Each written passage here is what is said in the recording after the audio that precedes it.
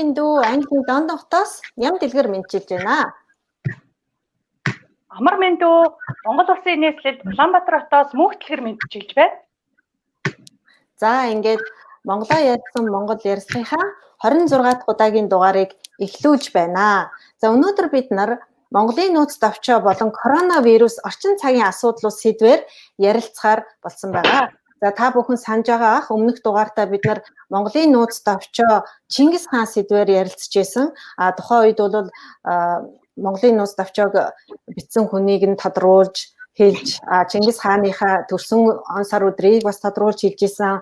Тэгэхээр зочныгоо одоо танилцуулъя. Та бүхэн минь барыг мэдж байгаа баха. Тэгээд уураг тарих ба шинжлэх ухаан, биоэнергийн номуудаараа Английн Кембрижийн дэргэдэх олон улсын намтар судлалын төвийн одоо 21-р зууны одоо хос гарамгай оюунлаг 2000 өргөмжлөлт Америкийн намтар судлалын төвийн гоц сэтгэгч тус өргөмжлөлт анагаахын шинжлэх ухааны профессор мөн монголчуудын тухай болон монголчуудын 100 мянган жилийн түүх болон Чингис хааны тухай номуудыг бичиж байгаа судлаач Даваахүү багшигаа урьж ирүүлсэн байгаа. Ингээд Даваахүү багштай энэ өдрийн мэнд хүргэе. Та минь сайхан үйлжиж байна уу? Сайхан үйлжиж байна. За нэвтрүүлэг сонсогч та бүхнийхэн энэ өдрийн амгалан гэрье. Сайхан өвлцөж байна уу? Баяртай их бэлтгэж байна уу? Тэ. Та бүхэнтэй дахин уулзаж байгаадаа би их баяртай байна. Ням Дэлгэр минь ямар ч их гонши ярив та. За. Та бүхэнтэй 4 дахь удаага би ярилцах гэж байна. Яагаад гэвэл төрөвчийн нэвтрүүлэг дуусгаагүй хүүдээ тодорхой хэмжээгээр бас нэг үргэлжлүү яад юм уу гэж бодоод дуусгааг байсан. Тэгэхээр тэр сэдвүүдээр нэг их үргэлжлүүлж ярих тийм боломж алга.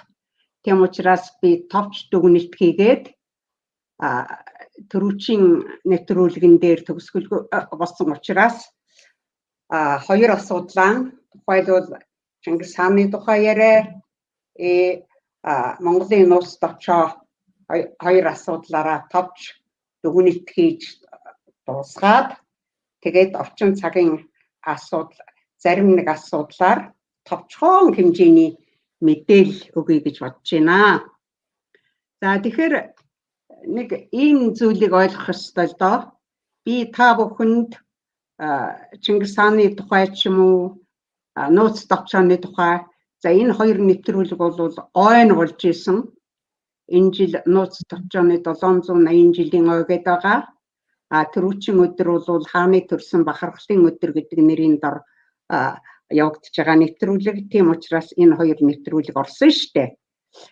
Тэгтээ нэг ийм зүйлийг ойлгох хэрэгтэй юм. Би та бүхэнд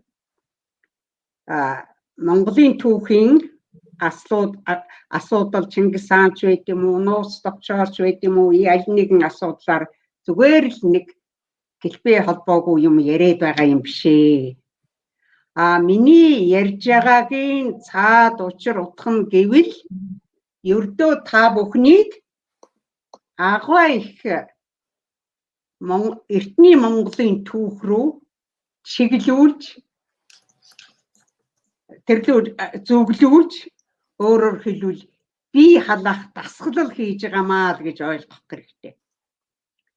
Яагаад вэ гэвэл шууд та бүхэнд би одоо Чингис хааны тухай ч юм уу, их Монгол улсын тухай ч юм уу, за ямар нэгэн асуудлаар ингээд лекц уншаад явах гэхэд ерөөсөө ойлгохдохгүй. Тийм учраас одоо бие халаах дасгалын хэмжээнд байгаа юм шүү. Ерөөсөө л их Монголын түүх рүү чиглүүлж явж байгаа юм шүү л гэдгийг ойлгох ёстой. За тэгээд миний төрөвчийн ярьсан зүйлээс за би Чингис хаанахаа тухай яриаг эхлээд ярив. Дэлхий дахин болвол Чингис хаан судлаар давлгаалж байгаа юм байна гэж та нар ойлгосон байх. Би олон тооны номны нэр хэлсэн. За гэхдээ Чингис хааны тухай судалгаа цэгцэрч нийгэм мөр болж зохих төвшөндөө гарч ирж гин үгүй л энд ерөөс огтхон ч ойртоогүй гэж би бодож байна. Яагаад үгүй л одоо тэр олон бичигдсэн номон дотор юу яригдаад байна үгүй л хааны тухайд ерөнхийдөө 9 настайдаа аав нь татаарт хорлогдож алагдсан. Тэгээд ядуу зүдүү нэг хүү ямар ч бишиг үсэггүй амьдр ядаж ингээл явж байгаа. Тэгээд одоо жамуухтай ч юм уу өөрийнхөө ах дүүстэй арцалддаг. Ингээл нэг иймэрхүү гэсэн байдлаар зарим хүмүүсүүд бичгтээ бүр баг хүнч гэж бичдэггүй юм шүү дээ. Жишээлх юм бол Саундерсийн дэлхийг байлдан дагуулгачийн түүх гэж том ном бий. Тэн дээр тэр бүлэг бяцхан бүлэг антис гэж бүр антис гэж бичсэн байдгийг шүү дээ. Тий. Хэцүү байгаа биз? Тий. Тэгж бичсэн байдаг. Тэгэхээр Саундерсийн дэлхийг байлдан дагуу бүлэг антис гэж. Тэгээд амьдр ядаж явж исэн гэж. Өөлөн ээжиг хүүхдүүдтэй тэгж үтсэн байдаг. Түүгээрч барахгүй өөлөн ээжинкөө шууханар хоорондоо одоо байн гарцалддаг гэж. Одоо тиймэрхүү л маягаар. За тэгээд юу ч байдгийм нэг харуулган дахны тухай тэгээд одоо тэрнийгээ бариад л ингээл бан хаанд сууханы нэг тиймэрхүү маягийн. Тэгээд дотоодын аймагуудаа нэгтгэсэн тэгээд гадагшаа баахан байлдсан иймэрхүү маягаар төсөөлөгдөж бичигддэг юм билээ. Гэхдээ энэ бол бодит байдлаас хитрхи хол байна.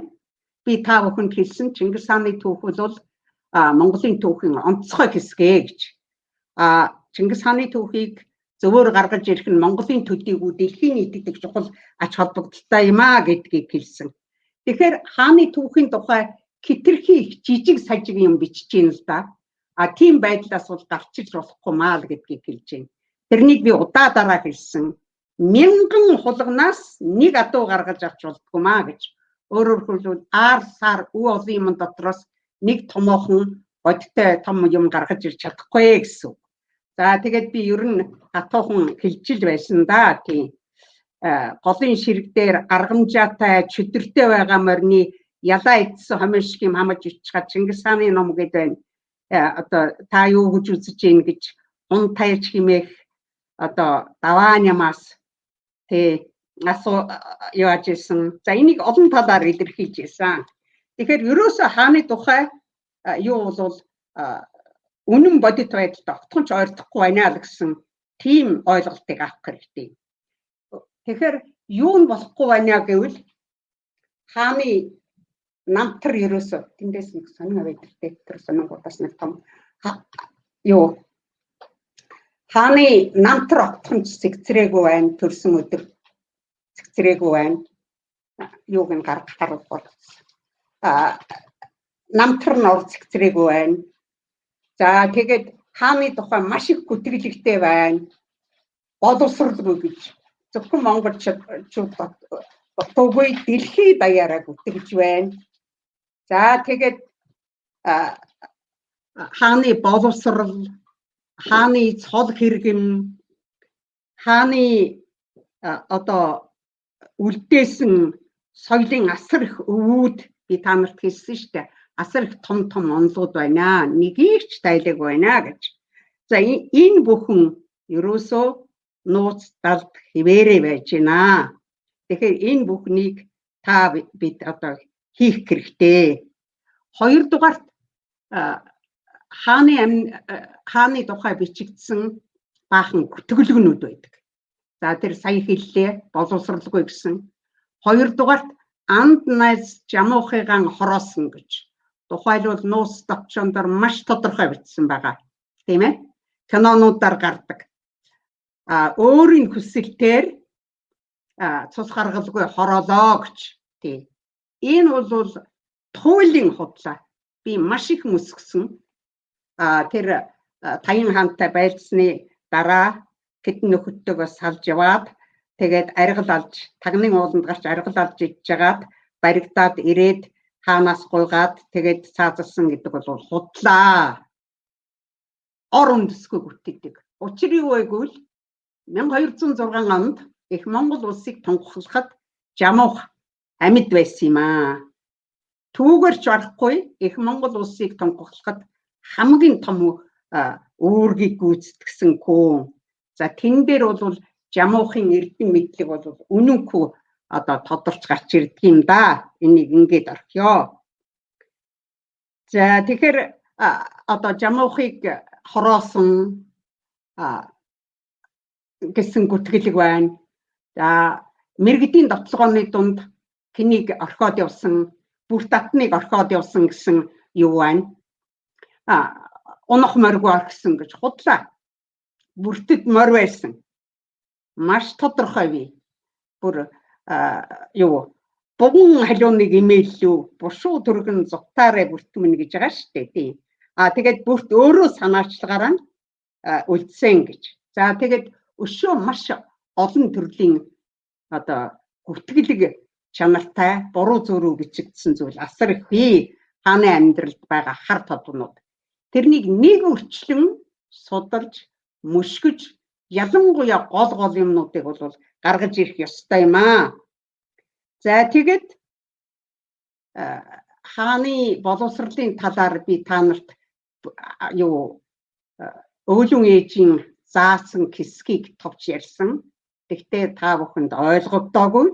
Жишээлбэл мэдүүл зохин 3 номоор өдөр шөнийг үдэж гэж байгаа шүү дээ.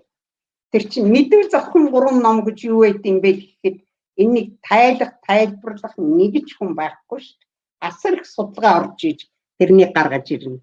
Тэгээд тэр юу заасан гэдгийг би та нарт чэйжээр уншиж өгсөн. Тэрнийг зүгээр нэг тийм юугаар ойлгоно гэж байхгүй шүү дээ. Асар их хэмжээнд задлан юу хийж тэр ойлгогдно.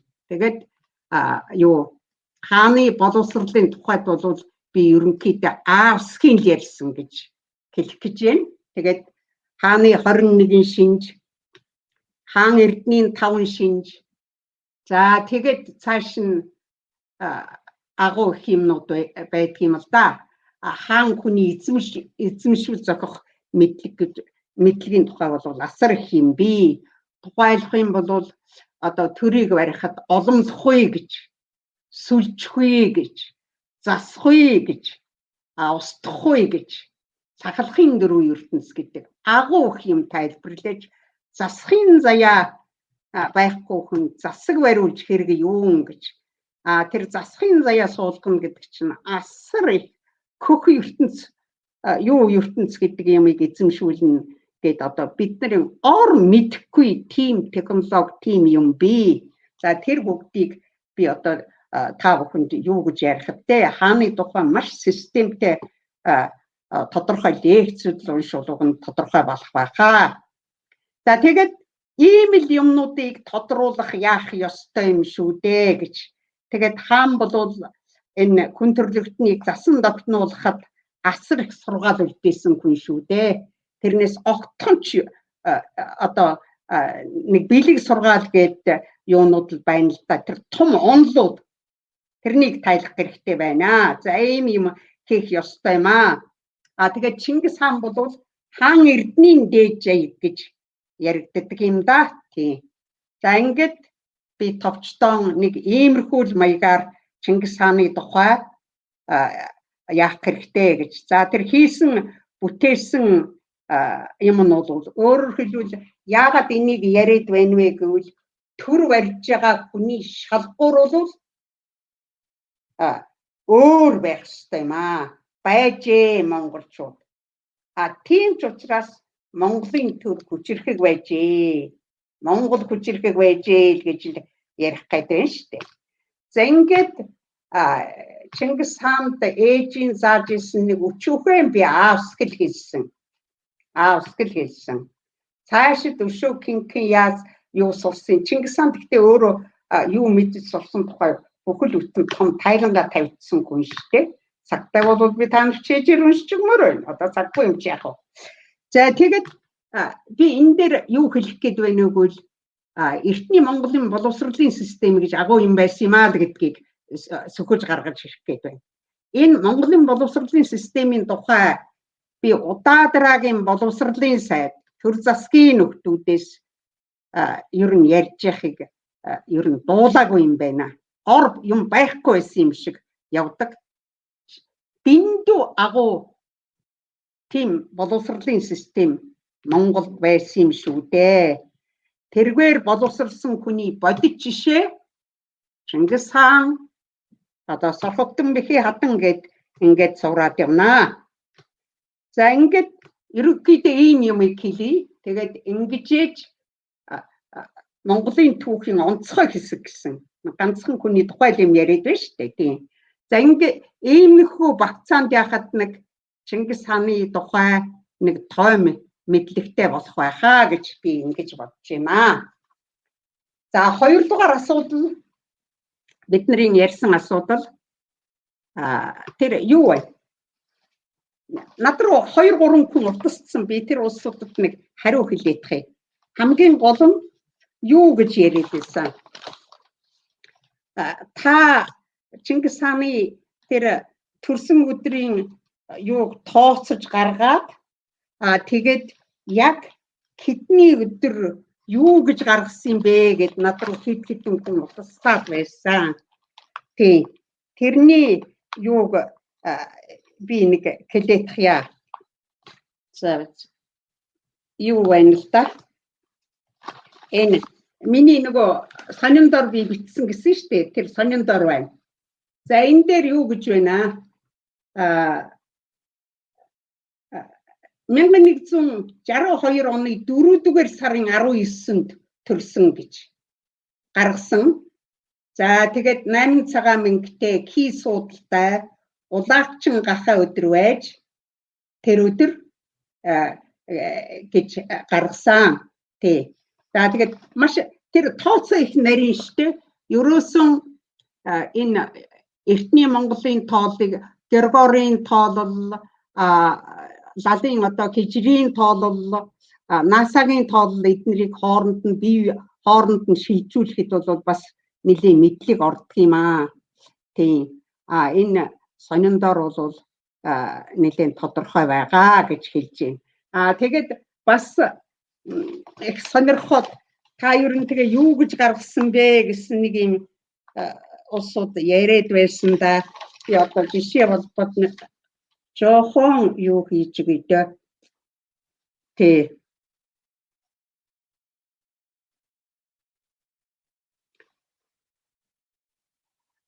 Юу вэ? За дайны тэнгэр гол эрхшигч гарган дайны тэнгэр ангараг юм аа гэж. Ангараг гаргийн нөлөөтэй юм аа гэж. За тэгээд ангараг гаргийн хүчрхэг эрчим хүч түүнийг хааныг төрлөх шинж болж эр зориг итэг зүтгэл хоримтлуулах ба харин тэр эрч хүч нь ихээхэн эвднэс үүдэх нөлөөтэй байж болно. Тэрээр удирдагчийн эрен хах шаардлагагүй байгаад учир нь өөрт нь төрөлхийн удирдагч бөгөөд жолоогоо бат атхан өөрийгөө удирдахын чадварыг заяажээ гэж байна.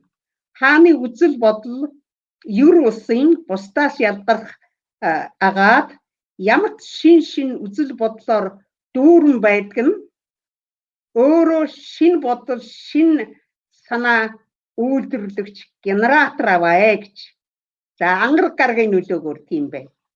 За тэгээд нарны нөлөөгөөр Плутон гаргийн нөлөөгөөр гэд гол шинжүүд байна. За одоо энэ бүгдийг яахад цаг орох юм да. За би Плутоны нөлөөг нь юуг нь хэлчихье. Плутон дэлхийн вангараг сансрын оюун бүтээгч хүчийг эргэшээч гаргийн хувьд нэгэн зэрэг хэд хэдэн төрлийн эрчим хүчийг жолоодох чадварыг хайрлана гэж Чингис хаан. Эдгээр нь юуны өмнө хамтын эрчим хүч удирдан жолоодохын авьяас бэлэг өөрийн зам мөрөө жолоодохын чадвар болоо гэж. За китийдсэн эрчим хүч буюу зүүн бэлгийн эрчмийг хайрлнаа гэд. За нарныхын уншигтар бас юу байна би ингээд орхив. Тий. Над руу хэд хэдэн хүн утассан хэдэн гэж гаргасан бэ? Сонин олмоор байна. Та юу гэж гаргасан бэ гэсэн юм яриад байсан. Тэгээд тэрнийг би товч хэлчихье. Тий. За ингээд Чингис хааны тухай яриаг дуусгая. Тэр юугийн өдөр төрсөн өдөр сар нь их Монгол улсын үндсэн хуулинд байгаа болохоор энэ бол гарахгүй үнэн зүйл байх гэж бодож байна. Тэгээд маш тодорхой тэр үед юу болсон гэдэг маш тодорхой бичигдсэн байгаамаа. Тэгээд явц дунд аянда засарч юугаар нь болгоно үстэй. За дараагийн асуудал нууц товчооны тухай асуудал.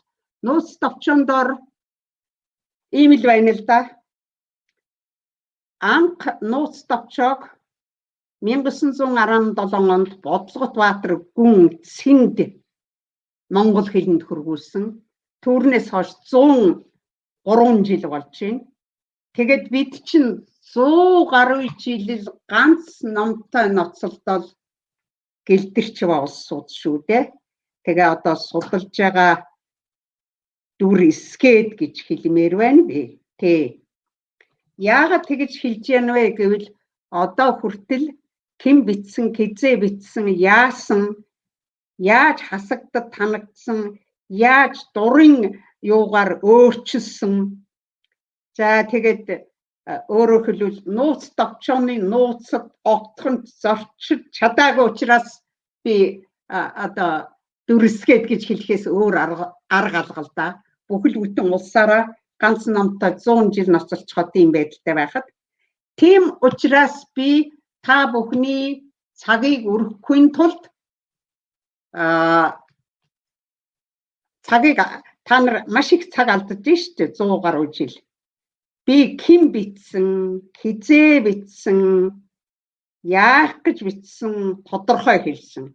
Өөрөөр хэлбэл Сорхогтон бэхий хатан шар шорон язгуурт 6 дугаар хулган жил их хуралдаа хуралдаж байх үед 1228 онд би худам монголоор бичлээ гэж битсэн юм блэ гэж би тэгж хэлсэн. За тэгээд үнэхээр одоо Сорхогтон бэхий хатан бичлээ гэж юу энэ гэж зарим улсууд бодож явах шиг байна. За Сорхогтон бэхий хатны тухайд бол Монгол нутаг төрсөн одоо ерөөсөө ижилгүй тийм гайхамшигт оюунтай хүн. Би боловсролын хэлсэн, аавгаа дагаж аав нь гэрийн сургуультай байсан. Аавгаа дагаж явж иж багаасаа боловсрол эзэмсэн гэж. Хоёрдугаар Чингис хааны байгуулсан Күрээ их сургуулийг төгссөн. Гарамгай сайн оюутан байсан юм билээ. Яагаад тэгж хэлж яах вэ гэхээр их Монгол улсыг тунхаглахад 8 цагаан өргөө барьж оюуны санг бэлэгдсэн юуг харуулт нь зогсож исэн хүн шүү дээ Сорхогтон хатан. За тэгэд Монгол улсын их хурлын дарга байсан. Одоогор бодвол их хурлын дарга юм л да. Тэр үеийн Чин Чүү Эл эний дарга байсан хүн. За тэрнийг Чингис хаан өөрөө сонгосон юм. Тэгээд одоо цол өгсөн юм. Тэ. Тэгээд их Монгол улсын үндсэн хуулийг буюу одоо алтан дээд гэрээг бичээ гэдэг үүргийг Чингис хаан өөрөө Хажир хаан тулаа Сорхогтон бэхий хатан хоёрт өгсөн юм шүү дээ. Тэгээд юу н гайхалтай гэд байна вэ гэвэл их Монгол улсын үндсэн хуулийг бичсэн эмэгтэй шүү дээ. Гин чин. Тэ Сорхогтон бэхий хатан.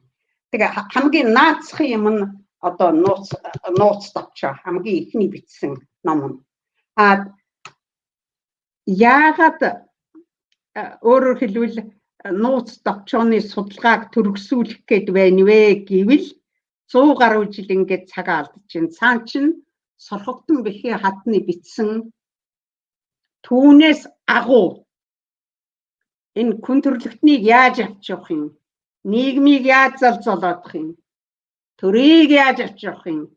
Энэ бүхнийг бичсэн агуу бүтээлүүд цаана чинь 20 жил дэлгүүрийн лангуундаар хэд чинь авч үзэхгүй, судлахгүй явж байна шүү дээ. Тэ. За ингээд ер нь уг нь болж игэл тэгтээ мэдэхгүй би өөртөө үүрэг аваад байх гэсэн юм. Сорхогдсон бэхий хатны талаар чичтэн одоо тусгай лекц уншмаар байгаа юм л да. Өөрөөр хэлбэл би гайхаад байна шүү дээ. Ерөөсөн би бас тодорхой хэмжээгээр юм уншсан. Ураг тарих шинжлэх ухааны номыг уншиж байхдаа бичиж байхдаа Нобелийн шагналтнуудын бүтээлтэй ерөнхийд нь танилцсан. Тэр чинь одоо үеийн оюуны жинхэнэ мандайлагчид шүү дээ. Гэтэл тэд нар чинь бол нэг тодорхой шинжлэх ухаанаар бүтээл хийсэн улсууд. За сорхогдсон бэхий хатны Монгол түмний үйлсэд хийсэн юмыг гаргаж ирэхгүй би энэхэн богино юунд яах вэ? Уг нь судалгааг би нэлийн нарийн хийсэн юм бас л нэг ном явж ил байгаа юм. Тэгээд өөрөөр хэлбэл тэр оюуны технологиудыг хүн төрлөختөн мэдэхгүй, мэдэхгүй. Тийм гайхамшигтай юмнууд бий. Тэгээд мэдээж судлах эзнийг хүлээж байгаа, судлагдаж гарч ирэх бизтэй. За тэгээд юу л гэж хэлэх гээд байна л да. Нууц товчоо бол маш их хасагдад танагдсан байлээ. Тэн дээр би тэр Капаровын хэлсэн үгийг өөрийн хэлснээр нь хэлсэн шүү дээ. Жинхэнэ болсон үйл явдлыг санааны зоргоор хэн нэгний захиалгаар оруулсан зохиомжуудаас нь цэвэрлэх зүйтэй гэж. Тэгэж Плади Капар бичсэн байдаг. Орчуулгын их харамссан байдаг. Тэгээд үнэлсэн үнэлгээг нь би хэлсэн. За хоёрдугаарт нууц товчоог маш нарын судалсан хүн бол Лев Николаевич Гумилев л да. Гумилевийн бүтээлийг Монголын тухай ерөөсөө бүтээлийг тийм агуу болгосны нэг хүчин зүйл нь Монголын нууц товчоог маш нарын хэмжээнд судалсан хүн бол Лев Николаевич Гумилев штэ. Тэгээд бид нарыг зэмлсэн байгаа юм. Юу гэж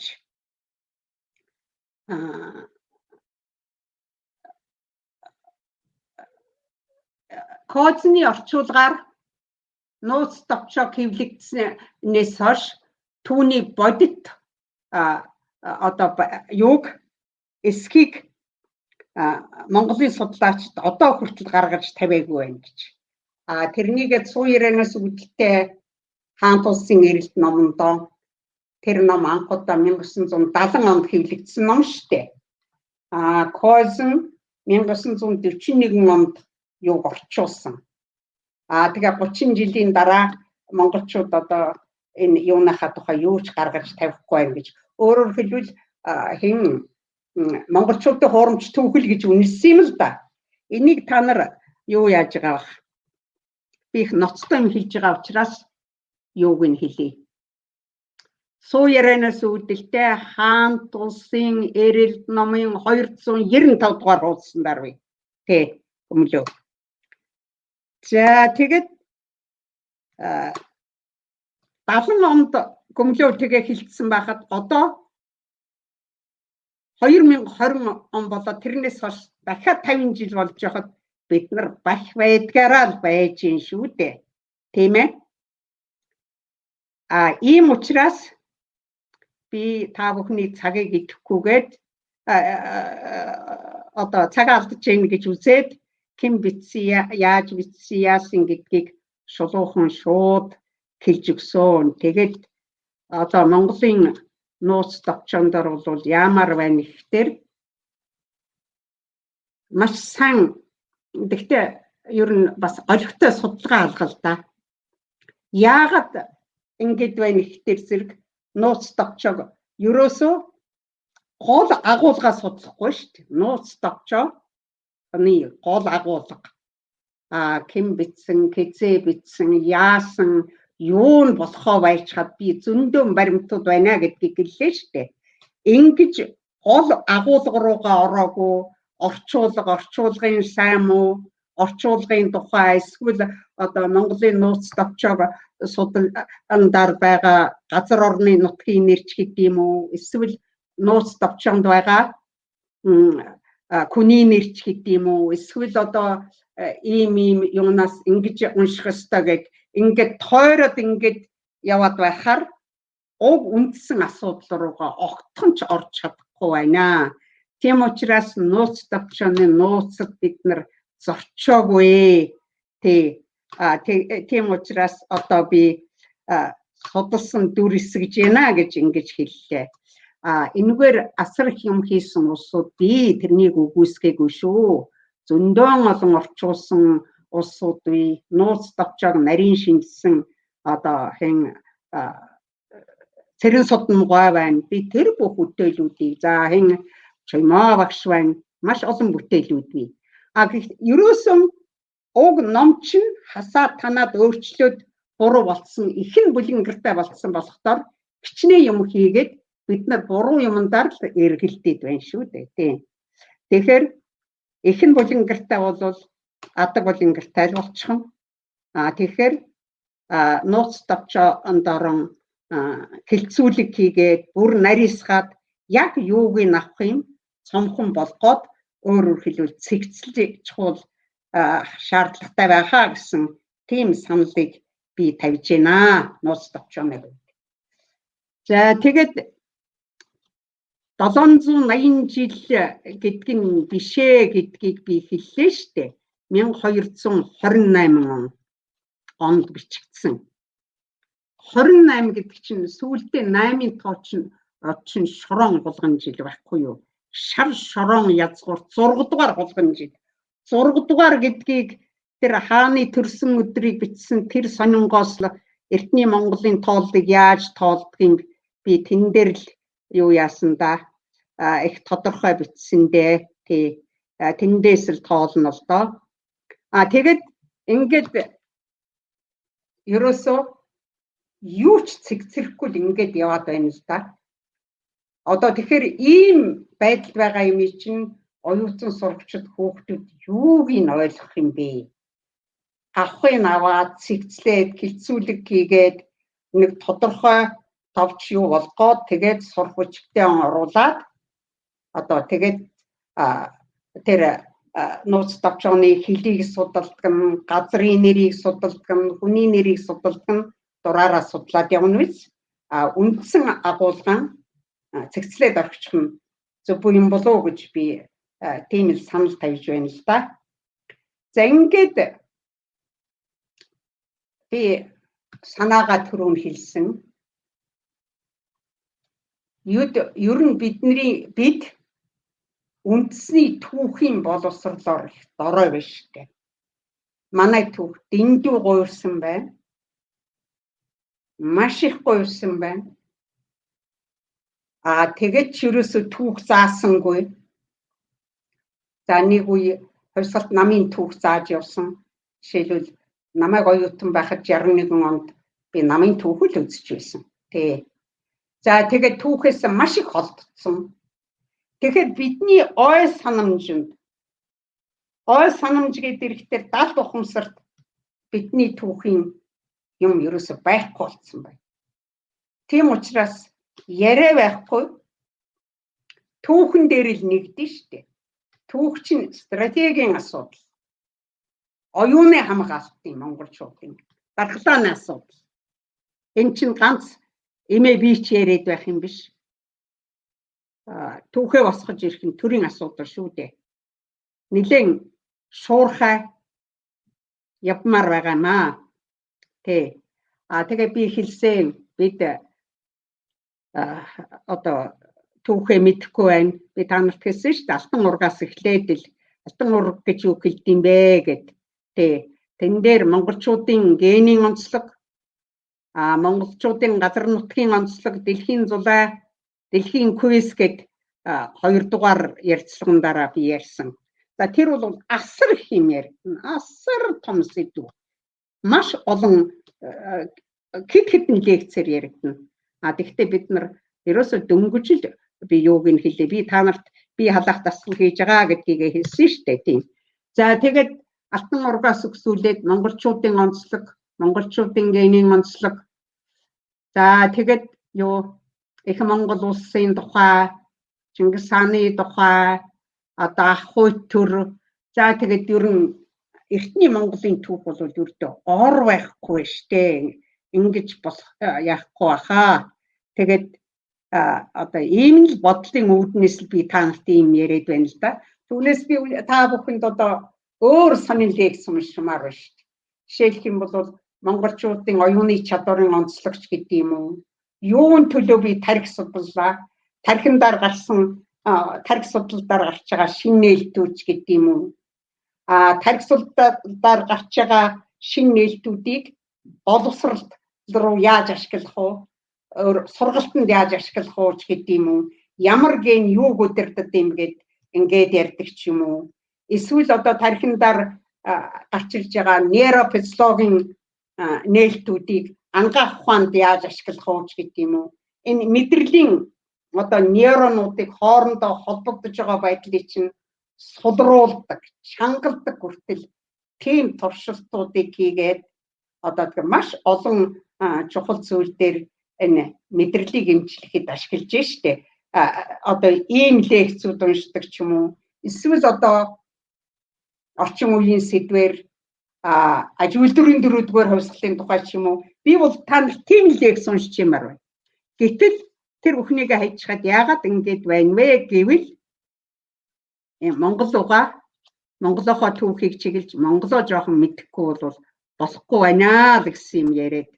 Тэгээд таминэ бид нар чинь 100 жил ганцхан номтой л ноцолдоод явна шүү дээ л гэж ийм юмнууд ярьсан шүү дээ.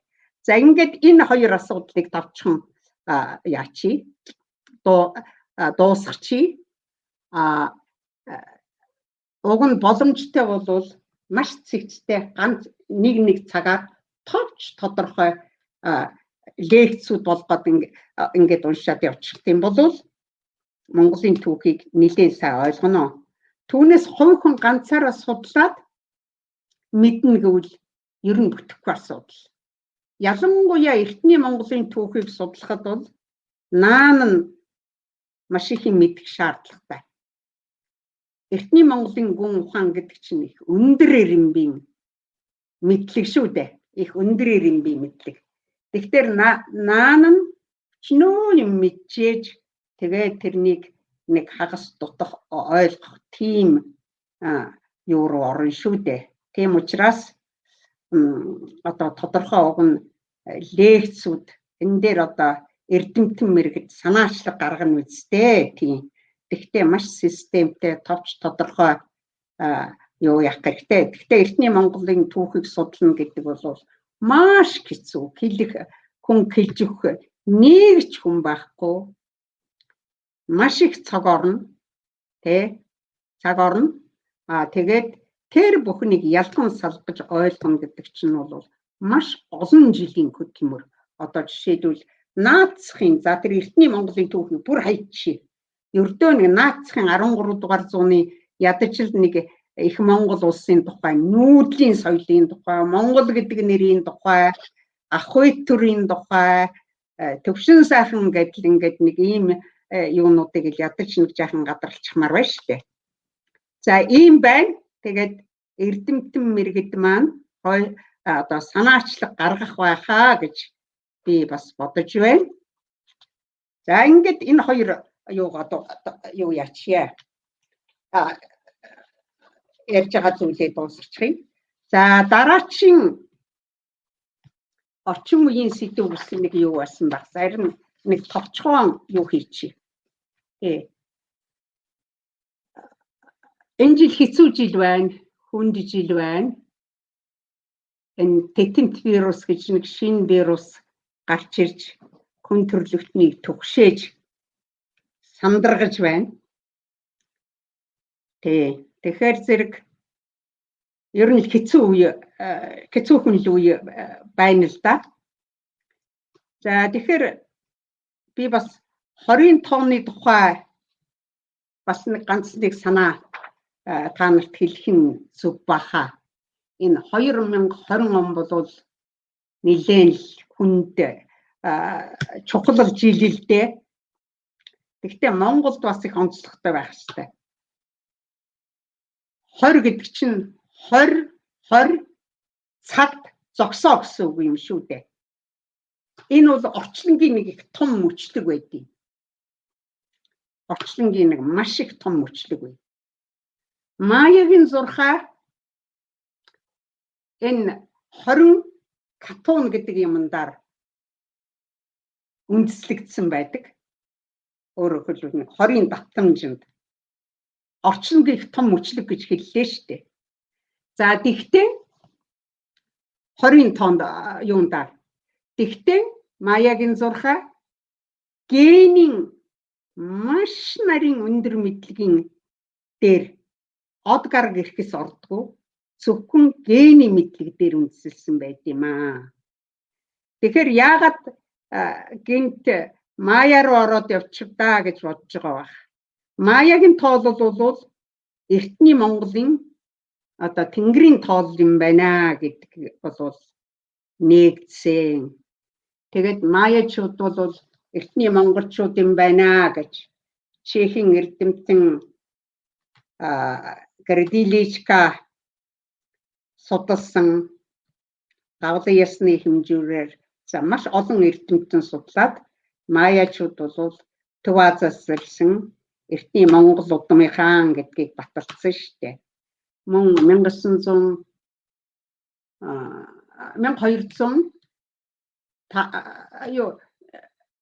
1205 онд бичсэн миний пирамидын гайхамшиг номонд орчгсон Төв Азиас гараад Берингийн хоолоогоор гарч Америк руу тархсан том схем нэг схем бий. Бас Маячуудыг юу Америк твийг нээхээс өмнө одоо манай өвгдээдс одон зурхайн тооцоогоор том пирамидууд бариад манаргаж явсан байна гэж тийм. Тэгэхээр энэ 20 тоо гэдэг бол жаахан яривгтай тоо. Тэгтээ бас цаана нь тэнгэрийн бам бий. Монголчууд тэнгэрийн бангаас мэдээлэл авдаг. Монголыг иргэшээдэг гаргач гэж үздэг юм байдгийн билээ. Тэгтээ тэрнийг нэгтарж яана ер нь Монголд бас чухал холбогдолтой тоо. За их соён гээгүүлэгч Төдөгва 20 жилийн өмнө 2020 оныг прогноз хийгээд хүн төрлөختөн шин мандлын хоорондох дайн эхлэнэ гэж 20 оныг тэгээд энэ дайн эхлэн гэж прогноз хийсэн байгаа.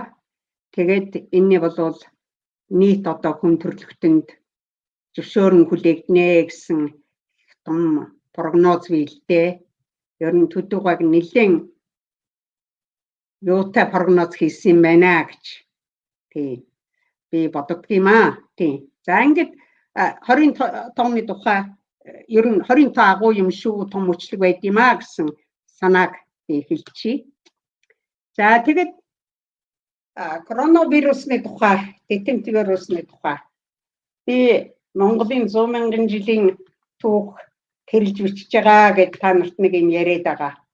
Мэдээж 100 мянган жилийн түүх бичих гэж судалгаа хийж яхад би юу өстэй таарлахад те коронавиг юу вирус нь тухай таарлж байсан. Тэ эртний Монголын түүхэнд ярьж штэ бэ. Бичигдсэн байдсан байлээ. Би уншижсэн. За вирусыг хүндрэлтэн тун саяхан нээсэн гэж байгаа. Гэхдээ нэг стампны хамгийн эртний олдвор бол 3.5 тэрбум жилийн настай. Бактери 3 тэрбум жилийн настай гэдэг байгаа. Тэгвэл 3 тэрбум жилийн өмнө бактериас гадна бас вирус амьдарчсэн байна гэдэг бол мөрийг эрдэмтэд олцсон.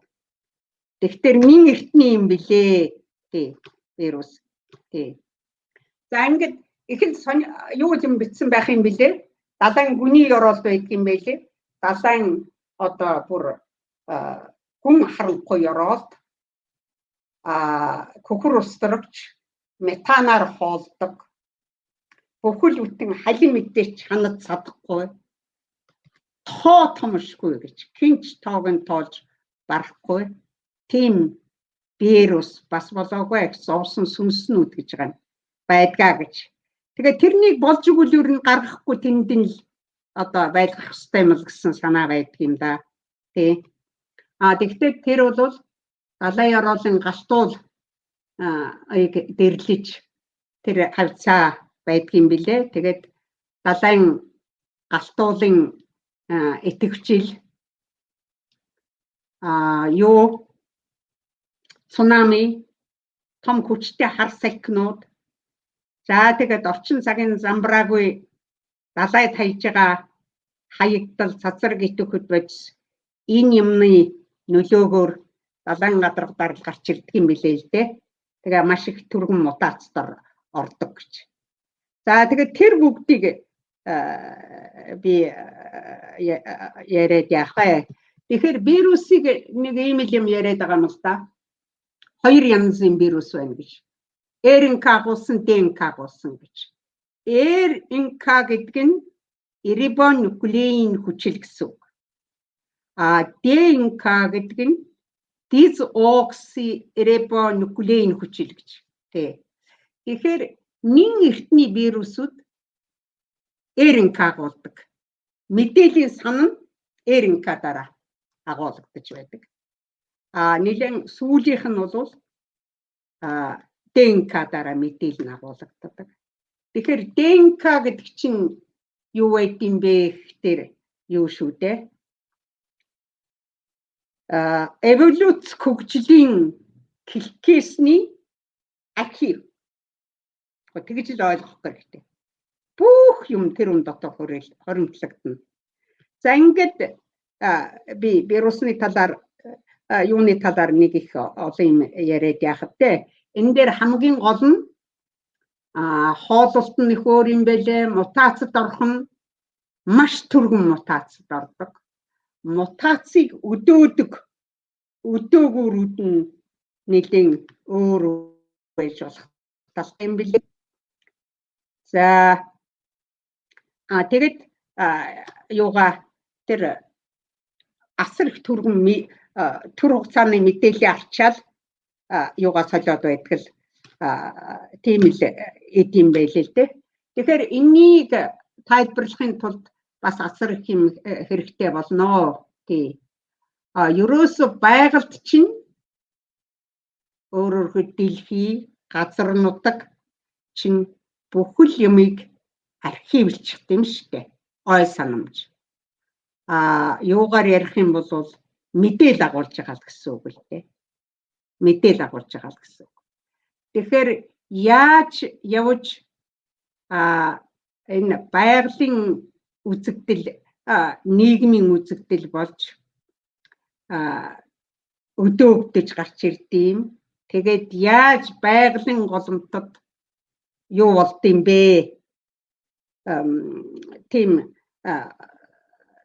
халдварт өвчнөд харахад тийм байгалийн голомт болд юм ээ гэдэг юмнуудыг тайлбарлаж ярихад ойлгоход бол маш их юм орно. Би зүгээр ингэж орчих ерөөсөө юунд байдгаа гэж тийм.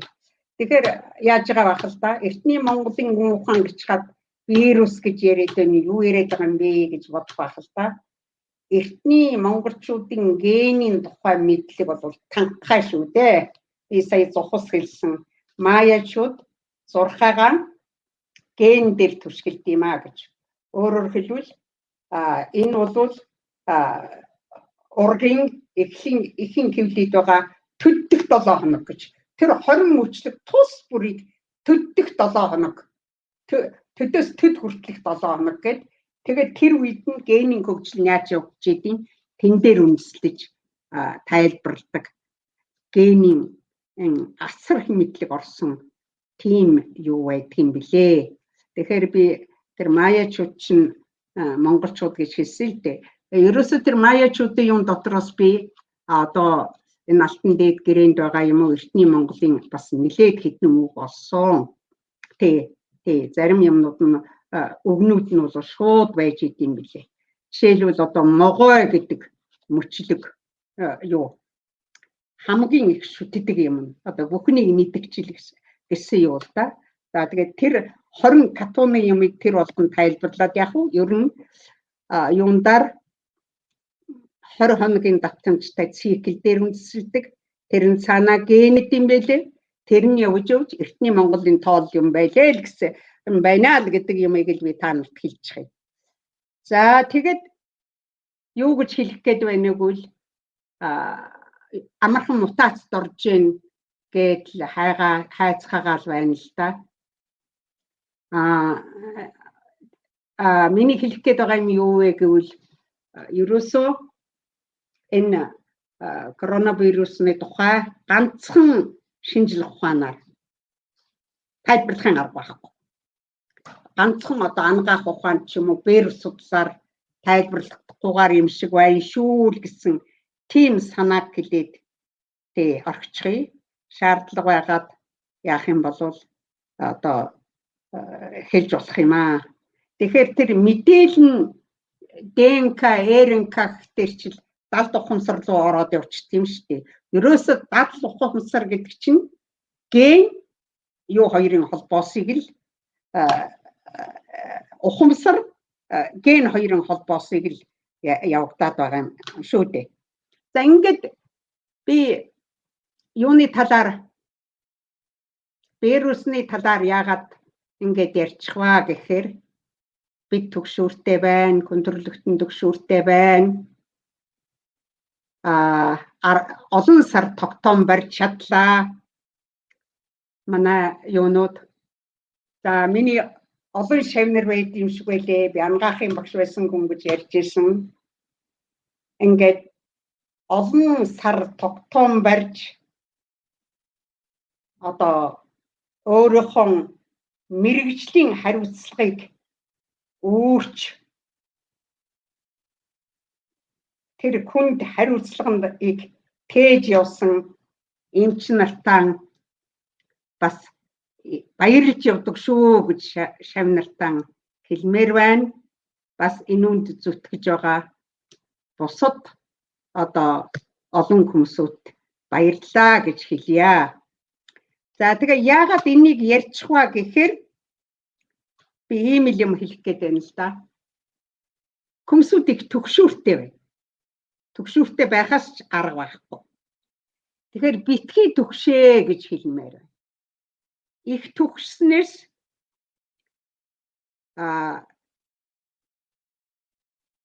янз юутай даавар гардаг юм аа. Тий, даавар боловсрогдож гардаг. Тарих юунуудын холбоос гэдэг чинь их нарийн байдгийг штэ. Тийм учраас төгшөж болохгүй. Настай чууд одоо хинч гисэн. Ямар ч байлаа гэсэн одоо ийм л юутай хүн төрлөختөн тулгарч байна. Гэхдээ нэг чухал юм монголчуудын ген бол онцгой. Би тэр 2 дугаар дээр монголчуудын генийн онцлог гэдэг дээр алтан ураг гэдэг дээр та нарт товч хэлсэн. Гэхдээ мэдээж монголчуудын генийн ерөөсөө миний бичиж байгаа ном чинь одоо хувьслын хүний хувьсэл яаж явагдсан, биологийн хувьсэл яаж явагдсан, оюуханы хөвсөл яаж явагдсан, ухамсарын хөвсөл яаж явагдсан гэдэг юундаар л түшгэлж яаж байгаа ном шүү дээ. Тэгэхээр монголчуудын ген бол их өөр юм шүү. Дархлаа бол онцгой юм. Тэ. Тэрнийг нарийн тайлбарлахгүй л уг нь энийг бол одоо төрийн хар хайрцагт байх ёстой юм байдаг байхаа. Би нэлээд сөхөж үзсэн. Монголчуудын ген бол онцгой. Баруун Европод том хар тахал 1346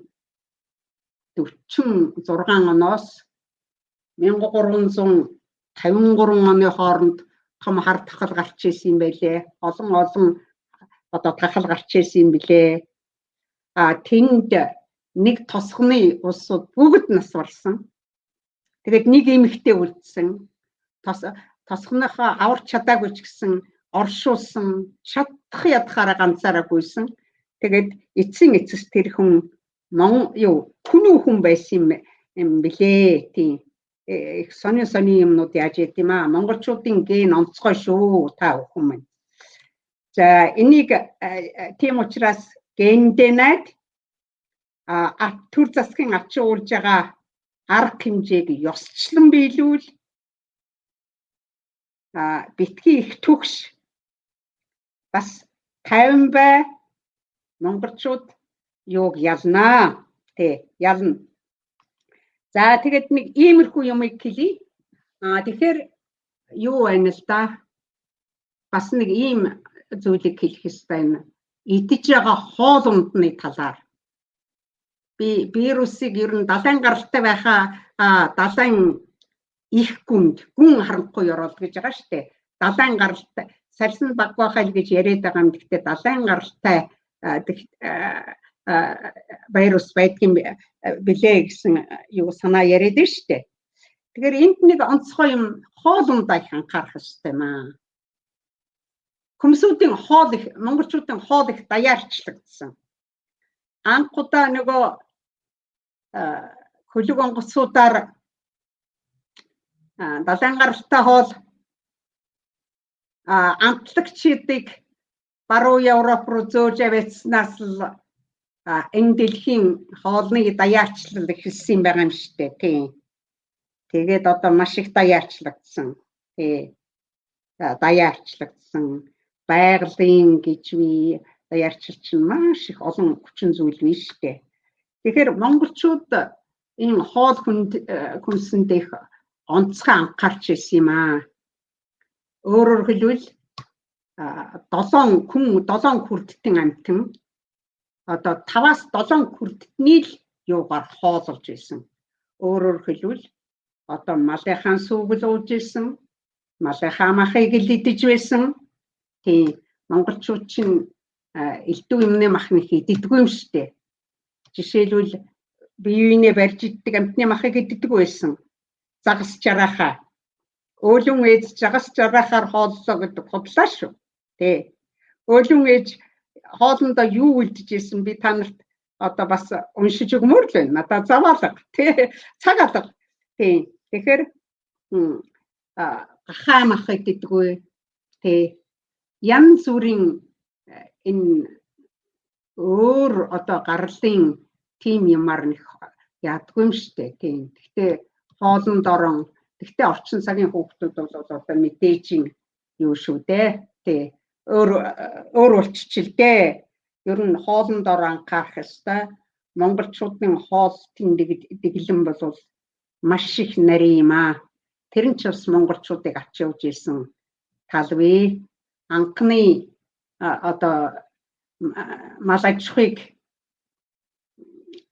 гардаж гаршуулж сонгомл хэлбэрийн мал аж ахуй болгож тэргээрэл ер нь бүх хэрэгцээгээр идэх, уух, өмсөх, зүүх одоо юу байдгийг бүх хэрэгцээг хангаж ирсэн юм шүү дээ. За ийм л зүйлийг хэлээ дээ. Тэгээд юу байна? Бас башрамд хэлэхэд энэ малаа их ад үзэх юм аа. Тэг юу болоод ингэж үгүй. Одоо том тэргэм цолтой олонний танил нэртэй ирэх юм. Мал өсгөлөө. Тэрнээс болж газар дэлхий яаж яана гэсэн юм яриа зогсож явах юм. Цөлжиж яана гэсэн юм яриа зогсож явах юм. Тэгэж болохгүй баха. Мал гэдэг чинь таван хушуу мал гэдэг чинь монголчууд өөрснөө гаргажуулж сонгомл хэлбэр ингээд байгаа шүү дээ. Тэр сонгомл хэлбэрийн мал аж ахуй гэж юу хэлдэг юм бэ гэвэл би одоо бас их сайхан тайлбарлаж уншмаар л байна тий. За тэгээд ер нь малаа бити ад үзээ тий гэж хэлмээр байна тий. Зөв хооллоо. За тэгээд дархлаа нь бити түгшээ. Ялнаа. Хамгаалт чинь өөр чинь байгаа. Хөх тол гэдэг чинь хэл өөр юм шүү дээ тийм. Хоёрдугаар юундаар монголчуудын генийн аз би маш товч ярьсан л да. Дэлгэрэнгүй ярихын арга байхгүй тий. За ингээд түрүүчи ярьсан хоёр зүйлэн хаагаад орчин цагийн одоо юундаар асуудал гэдэг дээр энэ 20 оны тухай нэг товчхон хэлээд энэ тэтвэрт вирусны тухай байдгиймаа гэд тэгээд тий тэр яаж мутацид ордын тэрнийг өдөөдөг юм нь юу байдیں۔ Яагаад тэгэд өөрөөр хэлбэл хамгийн аимшигтай юм нь хүрээлэн байгаа орчноос их хамаардаг юм билээ. Тийм учраас газар шал өөр төрлийн мутац үсэд гараад ирж ийж мэдхээр л юм байна лээ шүү дээ тийм. За тэгээд ийм зүйлүүдийг яриагаа төгсгöy доо тийм. Юу вэ? За асууж ярих болцоолго ямар ч байлаа гэсэн шин ном болж байгаа. Та нарт ажил их байгаа биз? Би ч ажилтай байна. Тэгээд юу яа? Та нарт нэг их амлаад байж чадахгүй. Уг нь би маш одоо лекцүүд ямар л байна л да. Тэгээд би ч настай хүн гэж мэдж байгаа биз дээ. Нөгөө талаар завгүй. Миний хийж байгаа юм, миний толгойн хідэн нейроныг тэр чигт нь атгахдаг. Зав байдгүй, зай байдгүй. Тэ ядардаг би өөрөө. Ер нь ядарч байна тэ. Тийм байна. За ингээд эцэстэн 2021 он гарах гэж байна. 2021 онд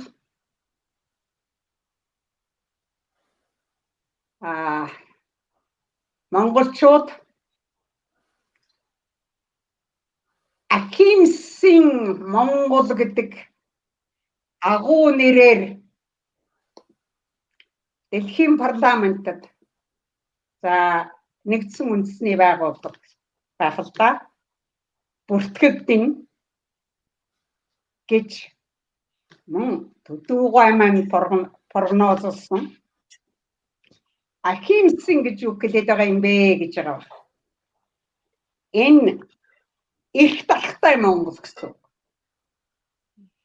Монголчуудад муу юм хийж болохгүй, яаж болохгүй монголчууд одоо тусгай ирсэн их тархтай болно гэсэн. Яагаад тийм болох юм бэ гэхээр монголчуудад энэ одоо ирж байгаа онд юу гэж байгаа юм? Төв Азад тэр тусман Монгол нутагт хүн үүссэн байна гэдэг бол хөдөлбөргүй нотлогдно гэж. За ийм учраас монголчууд бол онцгой байранд орж Ахимсын Монгол болно гэсэн. Би тэрнийг одоо зөв зүйтэй ер нь үнэхээр бацаатай прогноз хийсэн гэж бодож байгаа юм. За ингээд эх онд гарч байгаа шинэ онд Ахимсын Монгол болцгоё. Тэр үндэн бэлтцгаая. Та бүдний хийж байгаа юм ч гэсэн Монголоо мэдэх гэж хийж байгаа юм ч гэсэн бас л тэр л үчиг гэж байгаа юм аа. Энд төр засаг минь бэлтэх үзээ. Өөрөөр хэлбэл ардын хувьсгалын 100 жилийн ойгоор ахимсын Монгол гэж зарлагдана л гэж яриад байгаа шүү дээ, тийм ээ. Төр засаг мэдж байгаа энэ нөхдүүд төрийн 3 өндөрлөг мэдж байгаа бах. Тэ ерөнхийлөгчийн сонгуулийн хэл амгүй шиг хийчихэд тэгээд энэ 100 жил явж ирсэн ажилаан маш судалгаатай нарийн дүгнээд тэгээд цоошин өндөрлөгөөс алсыг харж ээч хүчтэй шинэ ондон орохын үлдсэйтэй ёроолыг та бүхэн дэвшүүлж байна. Баярлалаа. За энэ бас хэлэх юм би 3 удаа тэ 3 удаа ярилцсанд орсон. Миний нэвтрүүлгийг нэг 150 мянган хүн үзсэн юм билээ. Давхарцсан тоогоор. За 1000-аад хүн шеэрлсэн байх шиг байсан давхарцсан тоогоор. Олон зуун хүн коммент хийсэн. Над руу олон хүн ярьсан. Их сони юм ярьсан улсууч би. Тэ. За тэр бүх хүмүүсүүд миний нэвтрүүлгийг үзсэнд ерөөсөө энэ нэвтрүүлэгт анхааралтай оролцож байгаад Монголоо сонирхож байгаад их баярлалаа гэж баярлж байгаагаа илэрхийлье. Та бүхний ажилд амжилт хүсье. Тэгээд ахимсан Монгол болохын төлөө бас та нар минь хөдөлмөрлөөрэй гэж ингэж өрөөё. Баярлалаа. За хөөх юм бэ. Хөөх. За үнэхээр нэр багшийн маань хэлсэнчлэн одоо ирээдүйн энэ шинэ ирж байгаа 2021 онд одоо удахгүй нэг хоноо л бид нар чинь шинэ онтойгоо золгож шүү дээ 2 хоногийн дараа. Тэгэхээр бүгдээрээ хичээцгээе монголчуудаа бид нарт ийм сайхан нөөц бололцоо ирээдүйн ингээ бид нарыг хүлээж байгаа юм байна. Итгэл найдвар бидэнд байна шүү. Тэгээд энэ сайхан ёроолыг өргөсөн багштай Гялала танда эрүүдийн таамаслахыг хүсье өрөөе. Тэгээд шинэ оноо сайхан хүндээрээ. Тий баярлалаа. Баярлалаа. Баярлалаа. Коронавирус давнаа. Бидний дархлааны бидний бие байж байгаа. Бид нар чинь хадаасныг том оноотой улсууд шүү дээ тэрүүгээрээ. Тэгээд харин тэрүүндээ эрдэж болохгүй. Дэг журмыг сайн сахил төв зурскаас авч байгаа арга хэмжээг ягштал биелүүл. Уг нь бид барьжсанараа барьж байгаа дотроо алдарчихгүй яасан бол жинхэнэ ахимсан Монгол болоход өстой томоохон хүчин зүйл болох өстой байсан юм да. Тэгтээ давна. Давна. Монголчууд онцгой шүү. Би Монгол агуу, Монголын түүх агуу л гэж ярьдаг штеп. Би зүгээр хэлж байгаа юм биш. Үнэхээр би тэгж боддог. Тэгээд түүхээ ингээд мартцсан байгаад үүндээ би дичиж чаддаггүй. Тийм учраас та нарт шин лекц уншиж байхын оронд иймэрхүү юм хийгээ сууж штеп. За баяртай.